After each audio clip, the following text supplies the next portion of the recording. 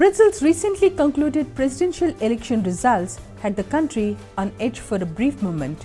In what was the closest election contest in decades, Lula da Silva had won by a slim margin.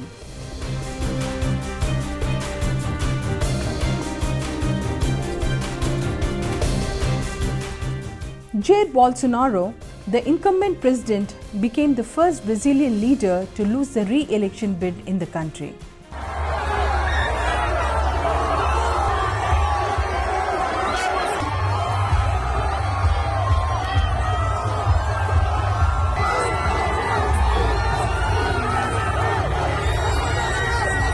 Bolsonaro's silence after the results of the knife-edge contest was announced was otherwise filled with the loud noise of his supporters taking to the streets and blocking the roads, protesting the election outcome.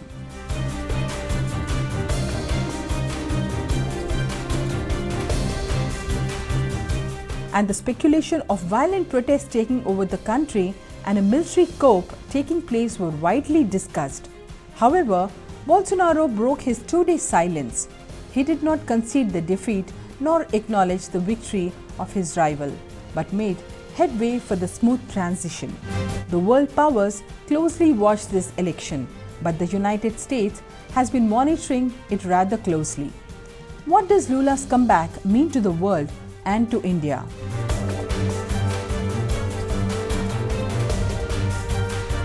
We will look at these questions, but now let us see the candidates who fought for the runoff elections.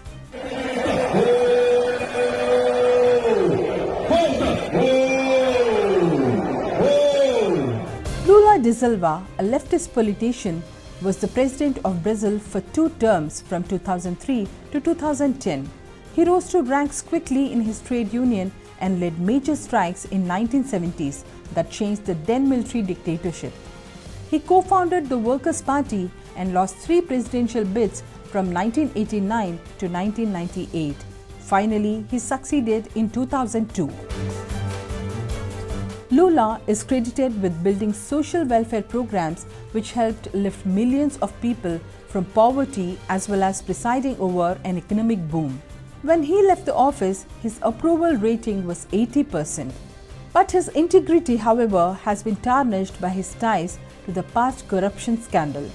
He was jailed in 2018, keeping him out of that year's race against Bolsonaro.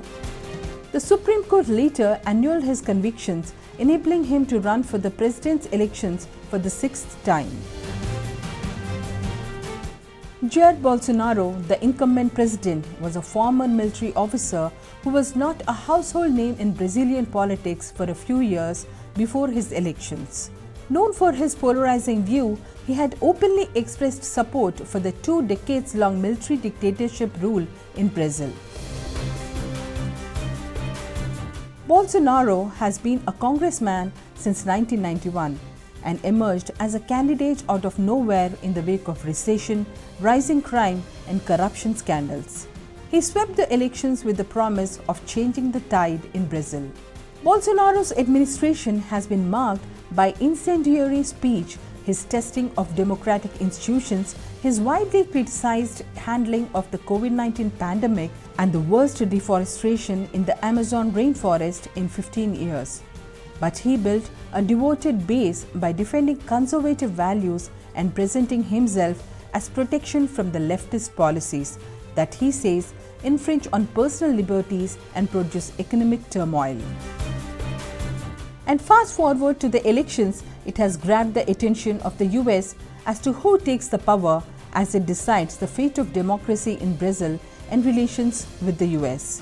The United States is confronting its own ghost of the resurrection attempts by Trump supporters aftermath of the elections and fears the same could happen with Bolsonaro. The relations between the 2 countries have been rocky for some time, but soon found a common ground with the record trade between them. On the economic front, Bolsonaro was fair as the inflation was receding. Brazil mirrored the United States as they face similar challenges and share common interests. Both endured huge death tolls due to the Wuhan virus and now facing high inflation levels. Not just limiting themselves to the spectators, US officials and lawmakers have been getting involved in the process. Top officials from the White House, Defense Department, State Department, and even the CIA have held meetings and called the Brazilian officials to try to head off any efforts to undermine the elections. Biden relayed the same message to Bolsonaro in a high-level meeting of the Summit of Americas in Los Angeles. For Lula, it is not the same country as when he left the presidency. He now inherits a country that is literally divided. In the concluded election, neither candidate could claim a majority. Proving the analyst prediction wrong, Bolsonaro not only performed well, but his allies won many seats in Brazil's Congress, and some were also elected as governors. With a strong Bolsonarism opposition and global economic crisis, Lula's next term won't be as economically prosperous or politically successful as his previous terms. On the global stage, Lula will try to revitalize a Latin American integration and strengthen the groupings like Mercosur and UNASUR. Brazil has historically sought to mitigate a US influence in South America and is likely to continue to do so under the new Lula government. Brazil's largest trading partner is China, and it is aware of its economic vulnerability stemming from high dependence and lesser diversified investments flowing into the country. Lula had promised in his election rallies to reverse the unabated deforestation of the Amazon. He reached out to the rainforest nations in the hope to unite them and bargain for a larger conservation fund. What does Lula's comeback mean to India? During Lula's first term in 2000, Brazil shifted its foreign policy focus from North-South to South-South relations, aiming to increase the influence of emerging states like Brazil and India in global governance. Lula is expected to elevate its partnership with India. The groupings like BRICS and IFSC are expected to get fresh momentum now. Celso Amorim, Lula's foreign policy advisor, was one of the key people in establishing these groupings. Brazil and India have a lot in common as emerging economies. India's External Affairs Minister Jaishankar had lately been vocal about the global governance to be made more global, meaning less Western-centric. Celso Amorim also believes the same and continues to argue for the strong UN reforms and even proposed a more institutionalized G20 that includes more developing states and fewer European states. Much like India's current leadership, unequivocally cleared its intent to steer an independent course in foreign affairs, Lula's Brazil is rejecting to return a Cold War bipolarity and seeking global cooperation instead of antagonism. During Bolsonaro's visit to India, an action plan to strengthen the strategic partnership between India and Brazil was adopted, which provides a roadmap aimed to revitalizing ongoing engagements in a focused manner now.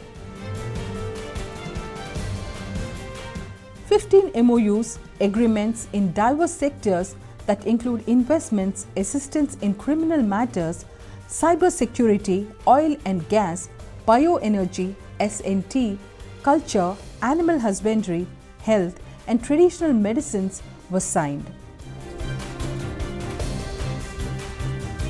Lula's incoming presidency is expected to expand this partnership. Brazil's trade with India today is far less than its trade with China or the US. It's feasible for trade relations to grow between the two countries, which might also bolster Brasilia's and New Delhi's autonomy in geopolitical and international affairs. This month, the G20 leaders will meet in Bali, with the group presidency being handed over to India, which in turn will pass it on to Brazil in 2023. If Brazil and India wish to join forces on the global stage in pursuit of common objectives, it is hard to think for a better opportunity than this. Brazil-India relations have never been particularly intense, but under Lula's third presidency, this might very well change. That is, if Brasilia and New Delhi seize the opportunity presented to them. Please subscribe to Nationalist Hub English channel for more interesting videos, and don't forget to like and share this video. Nationalist Hub, it's a news revolution.